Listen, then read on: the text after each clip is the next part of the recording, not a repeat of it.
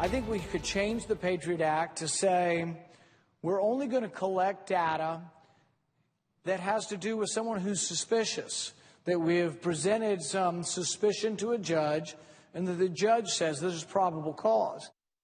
Senator Rand Paul took to the Senate floor yesterday to express his opposition to the NSA continued surveillance of America's phone records under the Patriot Act. He held the podium for nearly 11 hours in filibuster fashion. But was this a true filibuster? And how will his marathon speech impact his presidential campaign?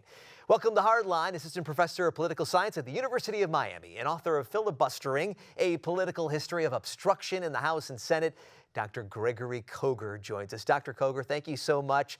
I wondered, as someone who does a lot of research on filibustering, would you watch the entire 10 and a half hours? Have you watched, for example, filibusters that have gone on for hours and hours? I tried to watch a little bit last night. No, I couldn't possibly watch 11 hours. Not exactly must-see TV, right? Yeah, so, I mean, but Senator Paul did actually talk about, his issue he did talk about the Patriot Act. He wasn't reading from the phone book.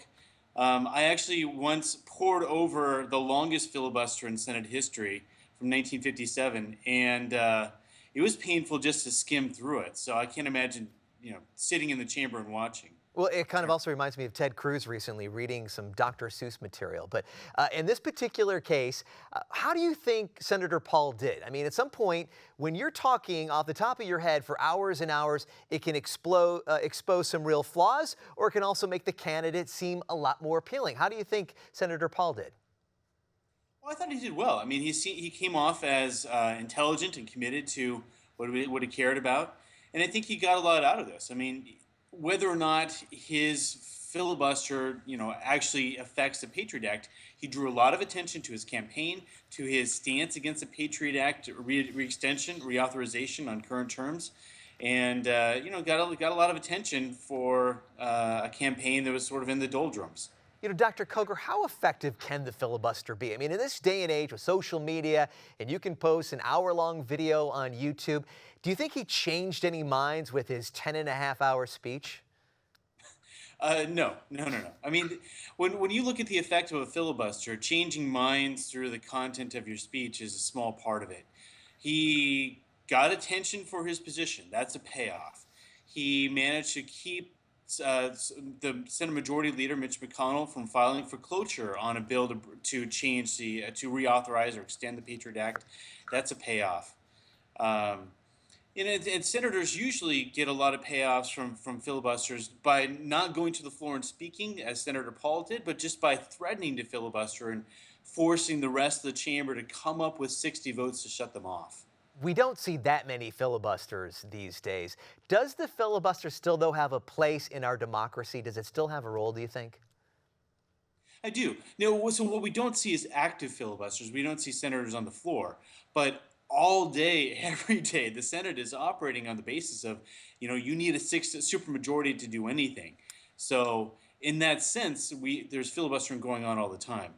Now, does it have a place in our democracy? I think yes. And the reason is because our founding fathers, the authors of the Constitution, they didn't expect political parties to emerge. And one of the great things that filibustering does is it sort of fills in that missing veto point to make sure that both sides of each argument get heard. The Senate is much better than the House, or at least its rules are set up so that it can have more open debates about issues. Is there anything, though, to prevent the other 16 Republican candidates, at least the ones in the Senate, to get to that Senate floor and to have their own filibuster, maybe their own moment in the spotlight? No, there isn't, which is why I really don't envy Mitch McConnell his job. I mean, not only is he trying to prove that the Republican Party can govern while making bargains with President Obama, but he also has 16, all these Republican presidential candidates who have their own agendas and a real incentive to go to the floor and draw attention to themselves, but mess up the Senate schedule when they do so. Dr. Koger, let me put you on the spot here. Best filibuster in the history of the United States. What do you think? Okay, my personal favorite is this obscure one in the Rhode Island Senate in 1924. And it goes on for about a year and a half, and it culminates in So what was happening was that the presiding officer of the state senate, uh, who was the lieutenant governor, he wasn't allowing anything to come up on the floor. So really, he was the obstructionist. And eventually, some political operatives snuck behind the presiding officer's chair and left a poison rag there to try to gas him out. And when that failed, it turned into just a partisan brawl on the floor of the Rhode Island Senate, with Republicans and Democrats just going at each other. And eventually, the Republicans just fled the state, went across state lines, and waited until the next election. All right, sometimes democracy is not neat and tidy. It can be messy at times. Did you say a year and a half, though? That's crazy. Unbelievable. Yeah. All right, Dr. Koger, thank you so much for appearing right here on Newsmax TV. And Hardline is coming right back. Once again, there you can see the book, Filibustering, Dr. Gregory Koger.